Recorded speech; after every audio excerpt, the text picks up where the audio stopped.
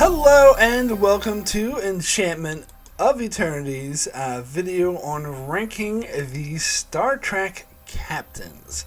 So this video is a part of a series of videos where I take a position on Star Trek and rank all of the characters that appear in each of the various Star Trek spin-offs. This is a Patreon requested video. In fact, it's a Patreon requested series requested by patron Kyrie091. Thank you so much for your support and requesting this video. So, if you haven't seen any of these videos, I've done one for like First Officer, I've done one for Doctor, I've done one for Chief Engineer. Now it's time to get into the big one, the Captain. So, I take the captain from each of the Star Trek series and rank them in my personal order. This is my opinion, but I am basing my rankings off of how I feel their ability to perform this position is.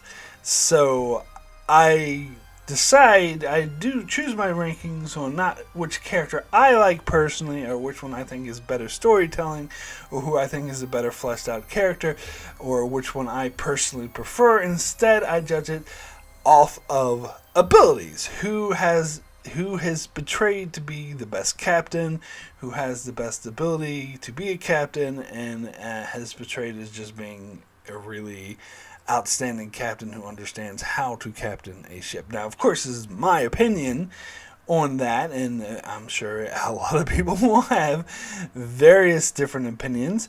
But before I get into my rankings, let me go over who's not eligible for this list and who is eligible for this list. First of all, Ferengi Daemons are not eligible for this list because they're not in Starfleet. Yeah, that was an inside joke for Kyrie091. Anyway, well, he's the one who actually mentioned that, so I'm just quoting him on that. Anyway, it's from the Masterpiece episode, Move Along Home. Anyway, it's a reference to that. Anyway, let me get into who's eligible for my list and who's not. So basically, I'm choosing one captain from each of I'm going to do 8 Star Trek series. One captain from 8 of the Star Trek series each. So that means I'm not going to have like side characters who are captain at one stage like Spock or Sulu or Riker. I'm specifically sticking with who was portrayed as the captain of the show. Like Kirk was the captain of the original series and Picard was the captain of the Next Generation.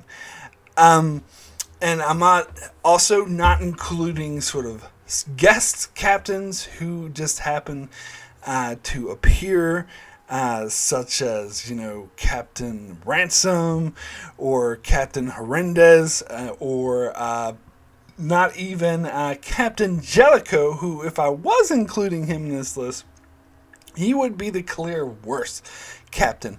In fact, I think Jellicoe is the worst captain to ever appear in Star Trek, period, because, he didn't listen to his crew. He just came in, he was arrogant, he wanted to feed his own ego, and he wanted to force people to jump through his hoops, even though it actually lessened efficiency, and they were less prepared for a Cardassian attack because of his arrogance. But anyway, and yes, I am aware I just said Jellicoe was the worst captain than Ransom, the guy who literally killed aliens just to get his crew home faster. But, defenseless sentient aliens. But anyway, I'm not here to talk about Jellicoe because he's not eligible for this list. So who is eligible for this list? So it's pretty straightforward as far as the first 5 Star Trek series goes. You got Kirk from the original series. You got Picard from the Next Generation. You got Sisko from Deep Space Nine. Janeway from Voyager. And Captain Archer from Enterprise. Now, when we get to the more recent Star Trek, it gets a bit more iffy. So for Picard, I'm actually including Captain Rios. because even though he's not the main character of the show, Picard is, Rios is the captain of the ship La Sirena, which is the main ship of the show that the show is based on. Even though he is not the main character, Picard's the main character, but Picard's not the captain in this particular show. Plus, I already have him for Next Generation. So Rios is the captain for that. And I'm also going to include Lower Decks, which is this is the first one of these videos I'm doing that I'm actually including Lower Decks. In the past, I hadn't, mainly because it was still airing when I was making these videos, but at the moment, season 1 is finished, so I feel like I'm actually able to include it. And also, the other reason I had for not including Lower Decks is because the show wasn't really about the senior officers. It was about like the junior officers, the lower deckers. But I feel like Captain Freeman is kind of a main character. Like, we do get a lot of her in Lower Decks, so I think she's eligible. So I'm including her as well. Now, as for Discovery, that's the most iffy one, because they have they have 3 seasons of Discovery so far, and they have a different captain each season. Season 1 was Captain Lorca, Season 2 was Captain Pike, and Season 3 is Captain Saru. Now, Saru is the only character who appeared in all 3 seasons of Discovery, so he would seem like the obvious choice, but I actually am not going to go with Saru for several reasons. First of all, he's the captain in Season 3, and Season 3 is still airing as I'm recording this, so I feel like it's too early to judge his captain abilities. And also, I had already included Saru in my first officer video, so I feel like he's already been the first officer, so he can be a captain as well. So that leaves Lorca and Pike. Now, Lorca is more distinguished, like, he's more unique to Discovery. Whereas Pike is a character who was first introduced in the original series, like the failed pilot, and brought back for the Menagerie, and then mentioned a few times after, and he was in those Kelvin movies. Whereas Lorca was uniquely Discovery. However, I'm decided not to go with Lorca because really he's not Lorca. This is what we see on the show is the Mirror Universe version of Lorca. Spoilers. I mean, hopefully you've seen Discovery Season 1, but oh well if you haven't. Shouldn't be watching Star Trek videos like this if you're worried about getting spoiled for Discovery Season 1, which came out 4 years ago. But anyway, so Lorca, this isn't really Lorca. He is the Mirror Universe version, pretending to be Captain Lorca. So it's not actually Captain Lorca. It's a Mirror Universe version of Lorca. So he's not really the captain. I mean, he kind of is, but technically he's not, and he's just tricking them to get them to the Mirror Universe, so I don't think that counts. So I'm not going to include him. I think that disqualifies him. So I'm actually going to go with Pike. Now, Pike, also, he's going to be the captain of his own show, Strange New Worlds. So I thought, maybe it's unfair to put him as the captain of Discovery because he's going to be the captain of Strange New Worlds. But as of this recording, that show has not come out yet. So I can't judge him off that show because it doesn't exist.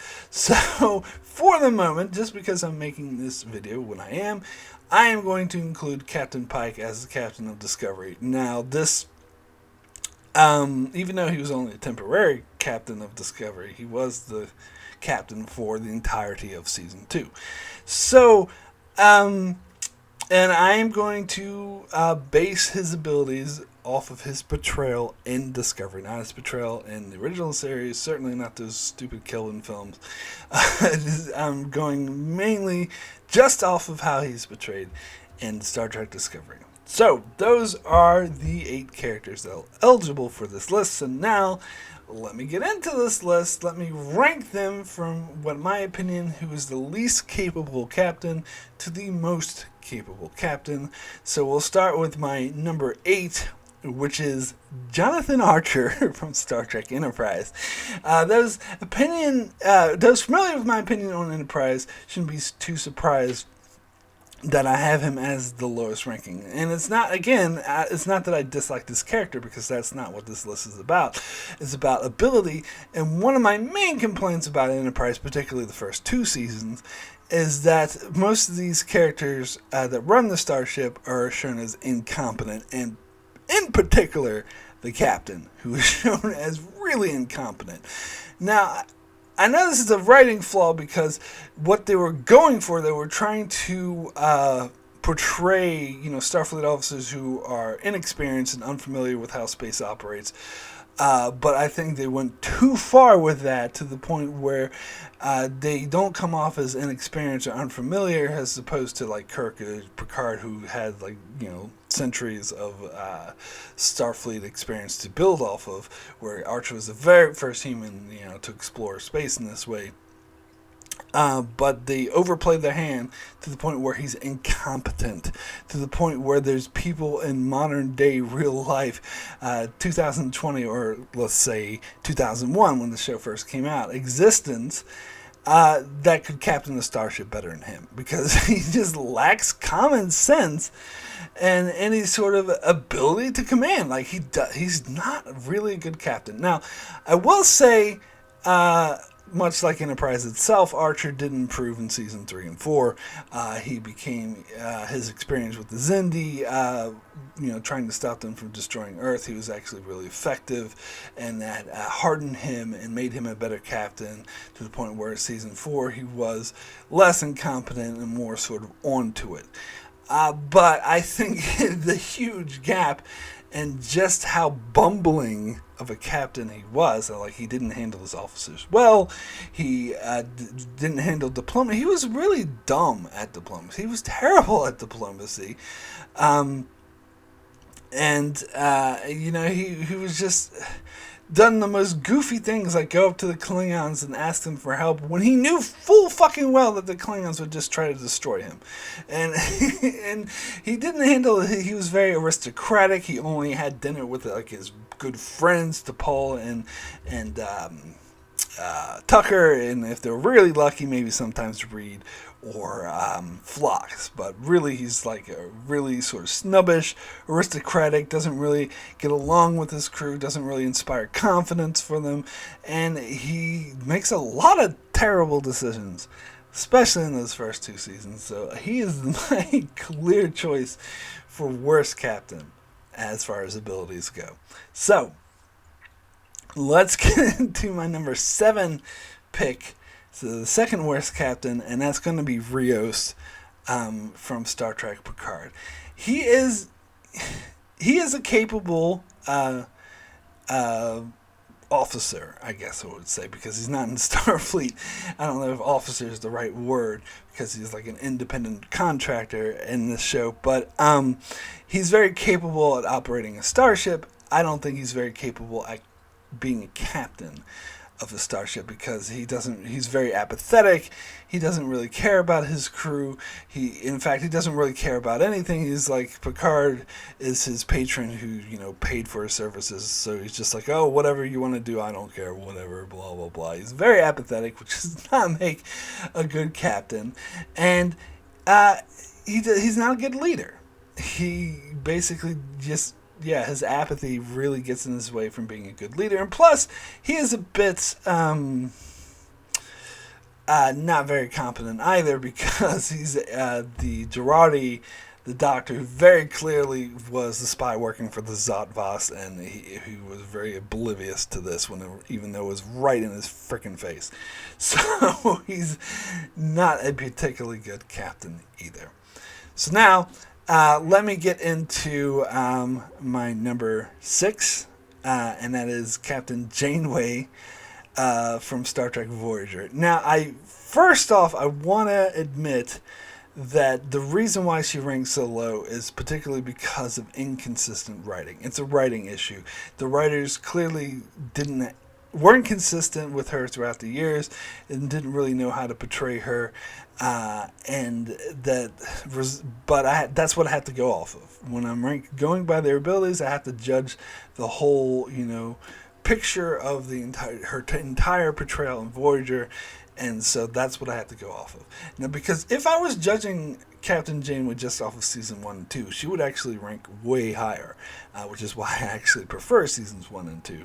And even season 4, I'll throw that in there. We won't talk about season 3, but season 1, 2, and 4 Like, Janeway would actually probably be in the top echelon of great captains. But in the later seasons, they really muddled and mucked up her character.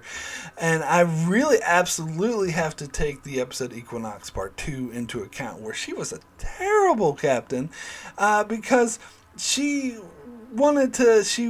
disregarded all Starfleet principles, all Federation principles, in order to have a personal vendetta against Ransom. Ironically, for disregarding Starfleet principles, which what she was doing in order to get revenge on him. And she like almost killed the man. And when her first officer tried to stop her and complained about the fact that she was about to kill someone, she relieved him of duty. And she saw no repercussion for this. In fact, this speaks really ill of the entire Voyager crew that they didn't immediately relieve her of duty for these actions. And even outside that episode, especially in the later seasons, she was shown to have a very suicidal edge, where she would often volunteer for suicide missions. It's almost like she wanted to die, and she let her guilt get the better of her, which is not a very good captain. You have to push personal demons like that inside in order to be a good commander, and she was clearly unable to do that. And let's not even get into what the hell her future version, Admiral Janeway, did by completely fucking up the timelines for the Borg probably assimilated the entire Federation just because she wanted to save her good friends. Won't even get into that. So yes, Janeway is my pick for number 6. So let's get into my number 5 pick, and that's going to be Captain Freeman from Lower Decks.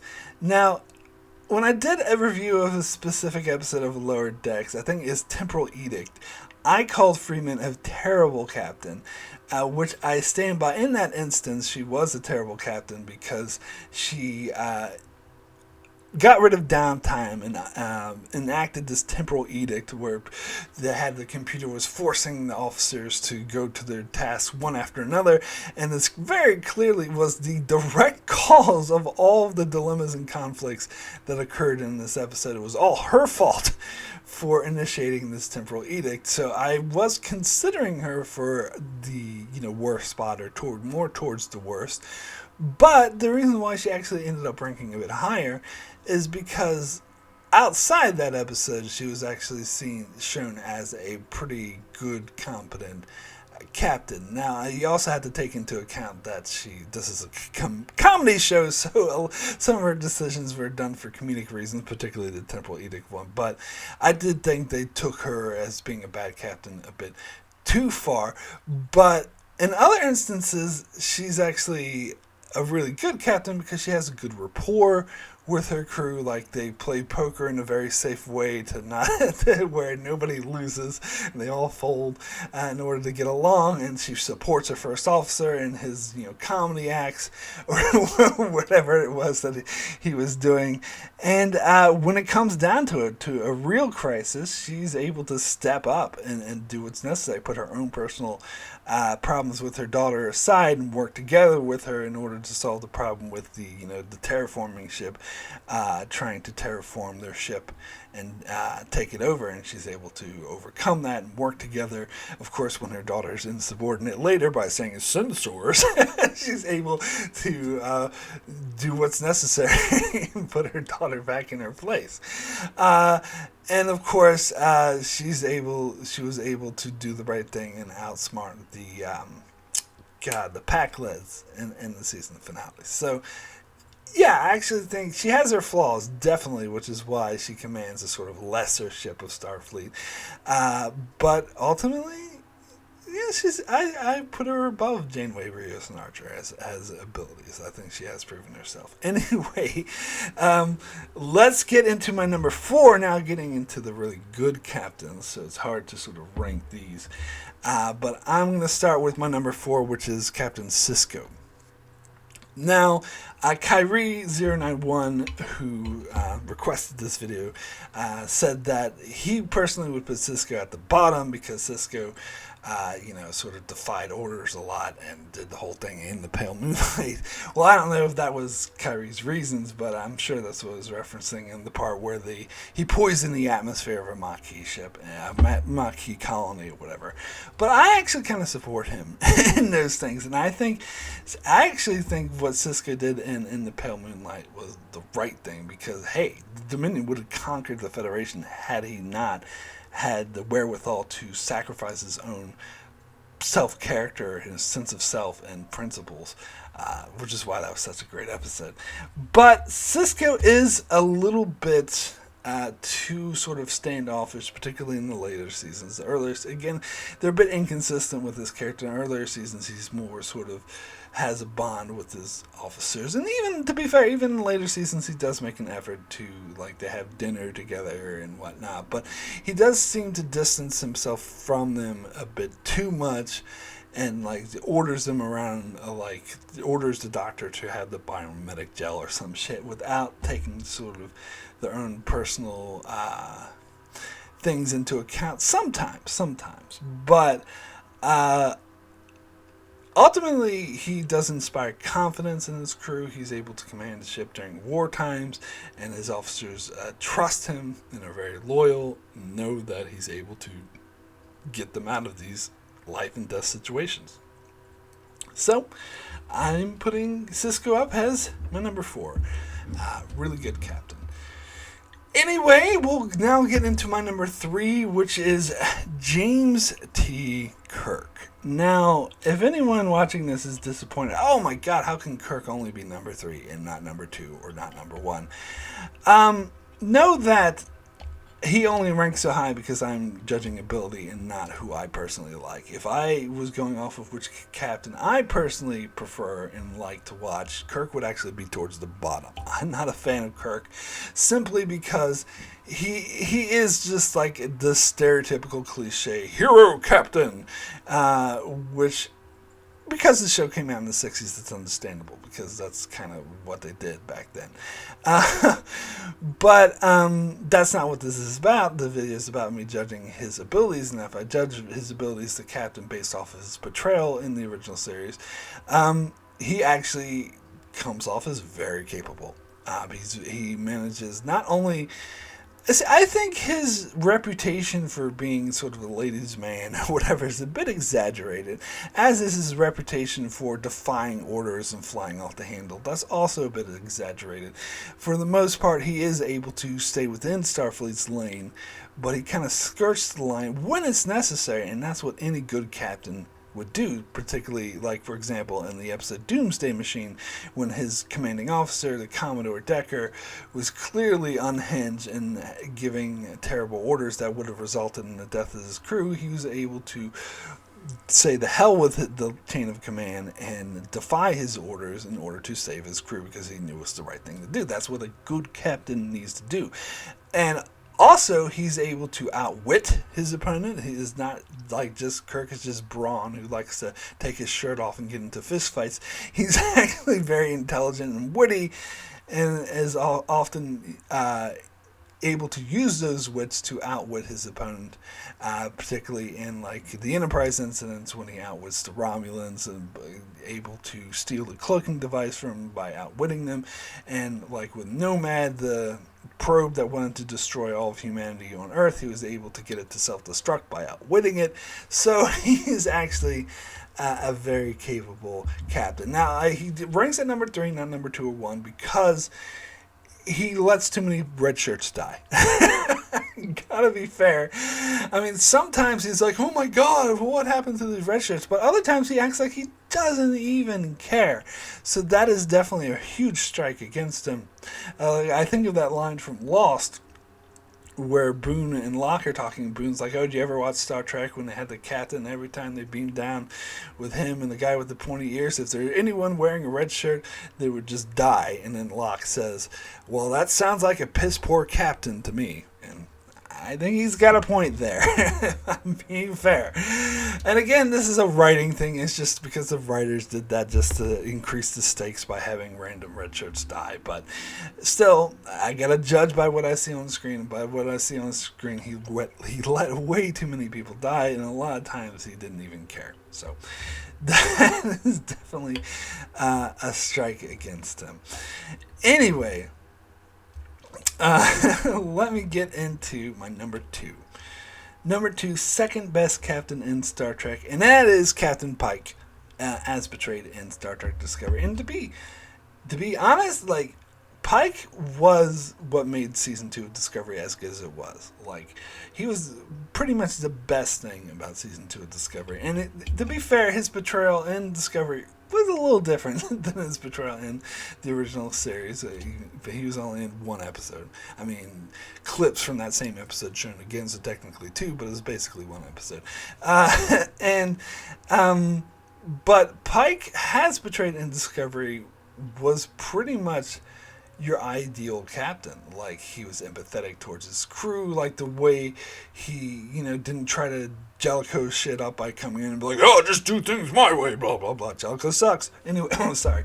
Anyway, he, put his, all of his information out there, and he, everyone on the bridge, say your name so I know who you are personally, and this is who I am, here's all my background, this is me, and he, listened to his officers and took their opinions into account, but he knew when to put his foot down, he knew when to be a commander, he had that perfect balance between showing empathy and connection to his crew, but actually stepping down and making the tough decisions when they needed to be done.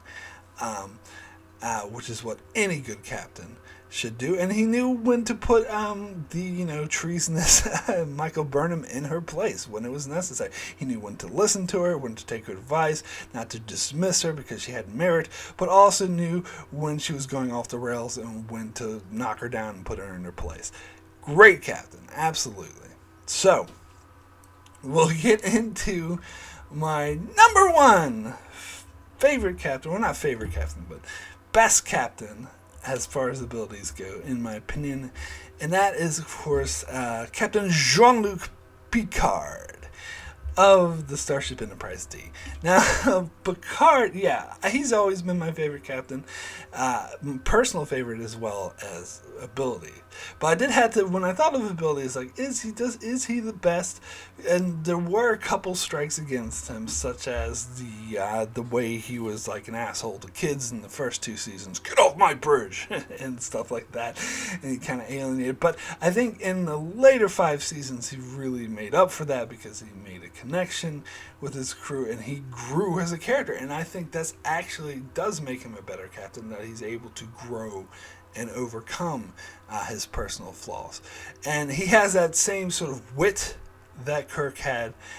He's able to sort of outwit his opponents in many cases. One of the best examples of that, I think, is the episode Survivors, where there's a mystery of 2 people who survived a planet that's been, everyone else was killed. No one knew why, and he, even though he didn't figure out the mystery immediately, he was always ahead of the rest of the crew. He was always 2 steps ahead of the rest of the crew, and that's what you need. That's what you want in a great captain, someone who has that ability to just think ahead and think outside the box, and he was able to outsmart this omniscient being and able to get him to confess to a horrible crime that he didn't want to confess to. And that's the other thing about Picard, is unlike Kirk, Picard has huge diplomatic skills. In fact, he knows not to always go to the phasers when necessary. He knows that diplomacy is the best way to resolve situations, but he also knows when diplomacy won't work, and he knows when it is necessary to use tactics, and he's very good at doing that as well, such as when the Borg invaded. He knew that diplomacy was obsolete and wouldn't work, so they tried every tactic in order to get it to work, and Picard was able to break through the Borg's programming of him and break through the data in order to tell him exactly what he needed to do in order to defeat the Borg. So so I think Picard absolutely encaptures everything that's great with the captain. And again, unlike Jellicoe, he's not too much of a hard ass. He relates to his crew. He lets them have their recreation. He has a sort of, you know, atmosphere on the bridge that people feel like they can feel free, and they don't feel like they're, like, you know, having to jump and be on edge the whole time, and they actually perform better because of it. And he always takes into account, like, the opinions of his officers, such as Troy, when she has concerns about how the crew's feelings are going. But then again, he also knows when to put Troy in her place, such as in the chase when Picard was investigating this archaeology mystery that was very important, that could have huge ramifications for the Federation. Troy tries to tell him that he's just letting his personal feelings get the better of him, and she's like, and he puts her in her place and says, "No, that's not the case. Get the hell out." And that's exactly what a great captain needs to do. So I am saying the best captain in Star Trek is Captain Jean-Luc Picard.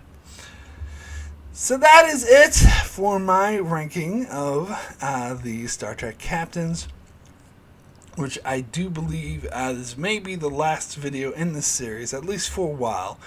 I might start doing some on my own volition later when I have some more free time to do it, but this is a good place to end the captains.